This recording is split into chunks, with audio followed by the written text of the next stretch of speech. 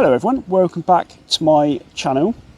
Following a failed vlog here a few months ago with the Fed rangefinder film camera and its Interstar lens, I've returned today to Stourhead in Wiltshire here in the UK to film this video where I've brought along a bag of other small cameras to explore the landscaped gardens here at Stourhead. And it's pretty bright today, that's why I'm kind of sheltering a little bit under this tree at the moment. And as it's a Sunday here in the UK and the sun is finally shining and it's quite warm today, as you could probably imagine at a place like this, it's quite busy. So I've come to a part in the wider estate and I can still see the house. Like, I'll just shove the camera around a minute.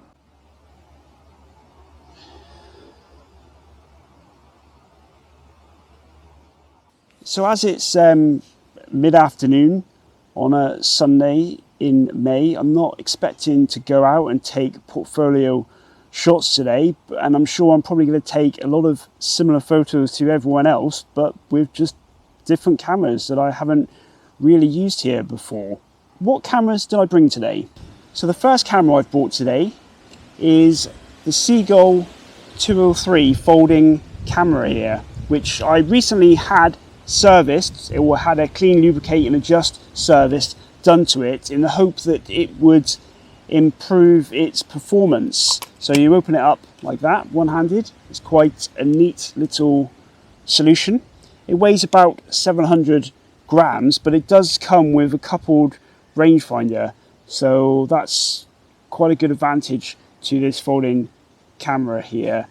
It hasn't got a light meter, but I did a video previously where I solely used the light ring dial here on the top of the camera to basically help me estimate the conditions, or based on the conditions that I was shooting in, it would estimate what exposure I needed. So you basically select your subjects, whether that's like landscape or whether you're shooting the shade or whether you're shooting a subject close up. Then you select the type of weather, you know, whether it's sunny or cloudy or rainy, and then that then gives you, as long as you then make sure your ISO setting is correct. So in this one I've got Kentmere Pan 100 film, and then that then spits out a number. So in this case, the last shot I took, which was of the gardens here at Stourhead just a moment ago, was at 14. So what you do then is you transfer that number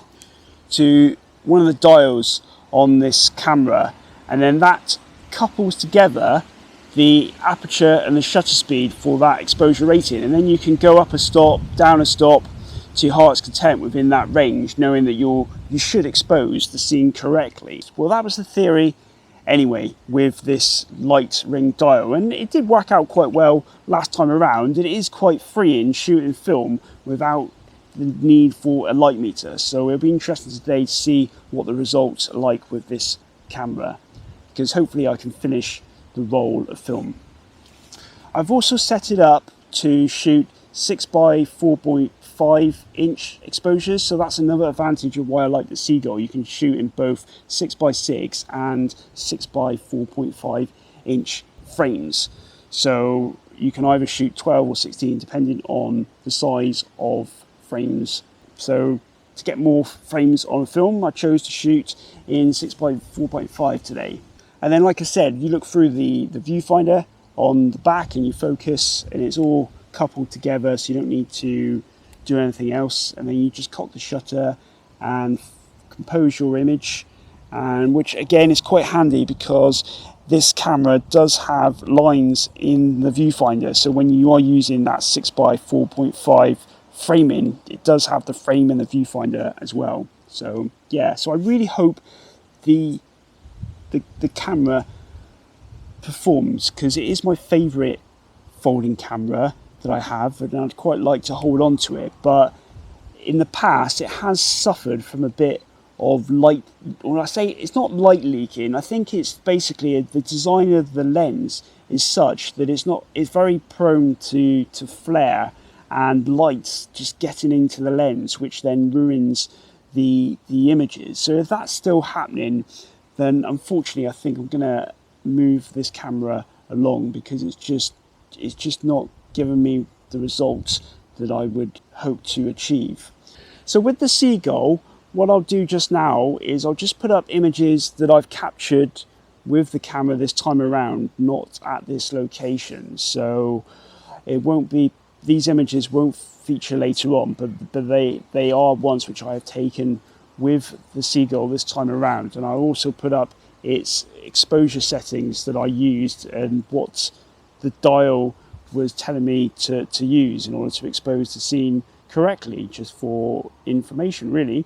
Because like I said, it is really liberating not needing another device to gauge the correct exposure settings, or to try and remember what the Sony 16 rule is, because I know it depends on then the ISO of the film, so I have to look it up. Whereas the dial, it's quite easy just to dial in what your ISO of your film is, what the conditions is on the day, and then it spits out the exposure number that you need to use to match it to the correct shutter and aperture settings. So yeah, I just find it such a good, simple device. And as I said, I've used it before. I just put up some images, I think again from that time, so you can see that it does in fact work. And it is probably just a variation of the Sony 16 rule, because it's nice just to have it in a more physical form to use out in the field. Right, so the second camera I've bought is my trusty infrared converted Panasonic GX1 here with the 20mm f1.7, which gives me some brilliant results when I want to shoot infrared. And you might notice I've added a viewfinder to the top of this camera, which certainly does help to compose scenes when you have bright conditions, which the infrared camera thrives on really. And certainly the image I took at the start of this excursion today of the classic bridge and some of the follies in the Stourhead Gardens certainly does show infrared in a really positive light, especially because the cloud, because it's so bright, the sky is just completely like washed out if you just try and shoot with a normal digital camera. But for some reason the infrared camera manages to cut through that and deliver a really good, interesting sky. So yes, I bought my infrared camera because it's so compact. You can just literally just chuck it in any bag, and it'll just give you a different look shooting in infrared compared to conventional cameras. Right, so the third and final camera that I brought along is a new camera. And no, it's not the Sony A9, which if you've been following my channel, I've had a little bit of trouble with. It's probably been out of my possession longer than I've had it, because for some reason, to me, the focusing was just off, or not doing what I expected it to do. Like, don't get me wrong, I know with using full frame cameras rather than crop sensor cameras, you have got to be a bit more careful with the depth of field. But I was literally getting soft, unsharp shots at f8 and f11. So just something was off with that camera. So it's hopefully currently being fixed by the company that I bought it from. So it wasn't the A9. So what other camera have I brought along today? It's the new Ode Ricoh GR. Here it is, here. Just fire it open. Shut it again before any dust gets in. But no, joking aside, this camera was released back in 2013, so it's not exactly new anymore. But from my first days of using it, it does seem to be very responsive. And you wouldn't know that it was 11 years old, this camera, because it's on, I think now this series of cameras is on its third iteration. But they're a little bit more expensive than this one, which I managed to badge here in the UK just this past week. If you've been following my channel again, you'll know that I've got the predecessor to this camera, the Ricoh GR Digital Mk1, which was a 2005 camera released by Ricoh. And that camera only has 8 megapixels, whereas this one has 16 megapixels. But I'll definitely be holding on to that GRD camera because it's smaller and lighter than this one, which is hard to believe, and that's why I got this one really, because it is still a very pocketable camera when you don't want to take a bigger, heavier camera bag and camera with you. And why I bought this one for really was because as much as I like the GRD, and it's definitely worth keeping for its great black and white images that it produces, it's just something about those images. They look really, I don't really want to use the overused word these days, but it is very filmic, the way that it renders the digital noise and the black and white, I was going to say colours, and the black and whiteness of a scene. But the problem with that camera is, even though this week I've tried really hard to capture some decent colour images with it, I do find that because it's a much smaller sensor than the one in here, this one is like an APS-C size sensor crammed into this body, whereas the Ricoh has a much smaller sensor. The size escapes me, but it is a lot smaller, and I just find that on colour images, the noise, even at low ISOs, it really is quite apparent. And even though it's got a CCD sensor, I'm just not a massive fan of the colour images that it produces. Hence why I'm hoping that this will fill that gap. Right, so that's the 3 cameras that I've bought. What I was going to do now is I was just going to put up some B-roll of my time here in Stourhead today, and then I will interject the images from those 3 cameras where they arise. And as always, I've probably done the same scene with different cameras as well, and I'll just put up the comparison when they arise as well, just for a point of difference really, and for my own benefit to see in the future what camera suits what scene the best. So anyway, I hope you enjoy this. As always, thanks for watching. Bye for now.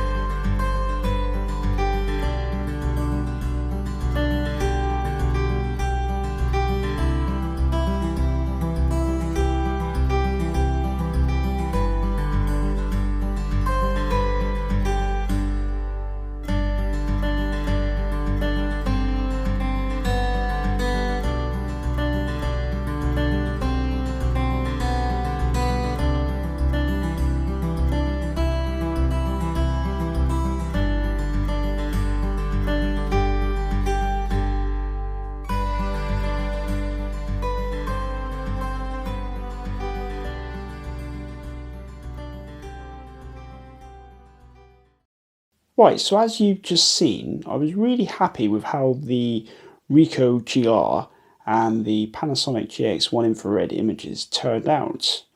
The Seagull, on the other hand, so as this B-roll is currently showing, the fact that the first and the last image developed okay, at least meant to me that it was more likely going to be a camera issue than a developing issue, as else nothing would have developed. So I switched my attention to looking at the camera itself, and it quickly became apparent that, I'll get it open here in a minute. So what you normally do, like I talk about in the film, is you use the dial to work out the exposure. Then when you've worked out the exposure, it gives you a number. You dial that number into the front here, and then you can normally decide from that what aperture and what shutter speed you want to use in order to determine how much depth of field you want in your camera.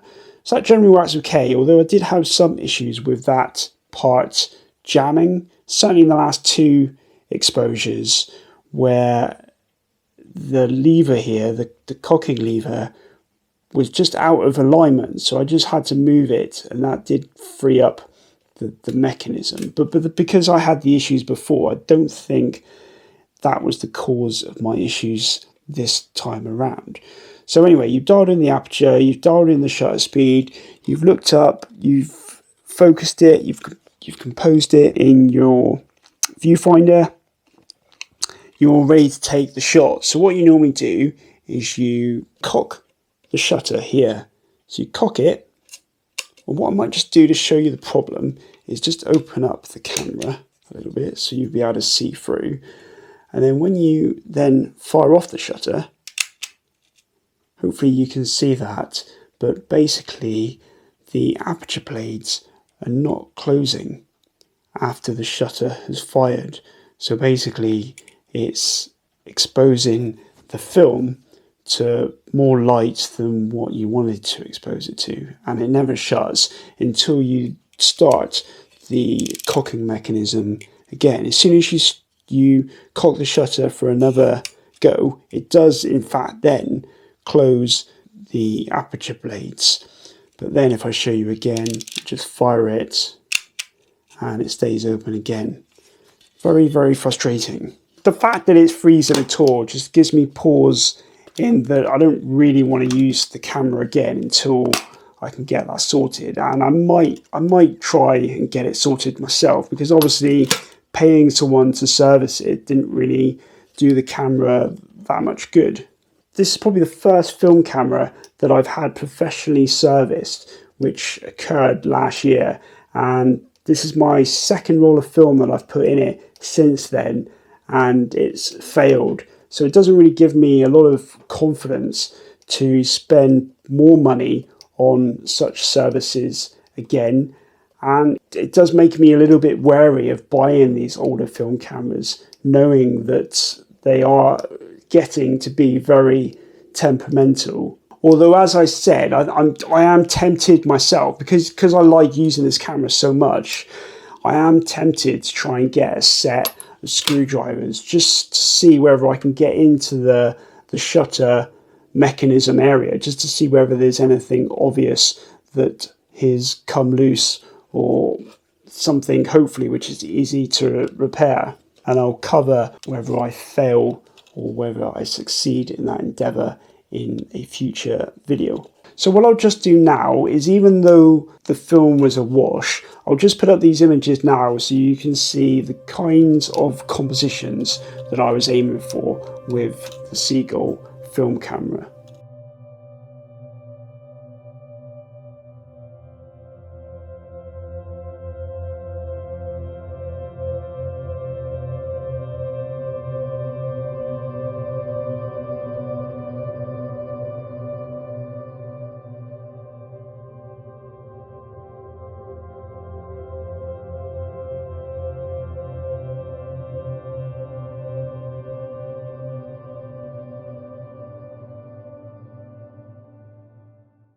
So I think that's all I wanted to cover in this particular video. As I said at the start, I was very, very pleased with how the Ricoh GR performed, and I'll be certainly doing another video on that camera in the future, certainly how it compares to the Ricoh GRD that I have in my possession as well.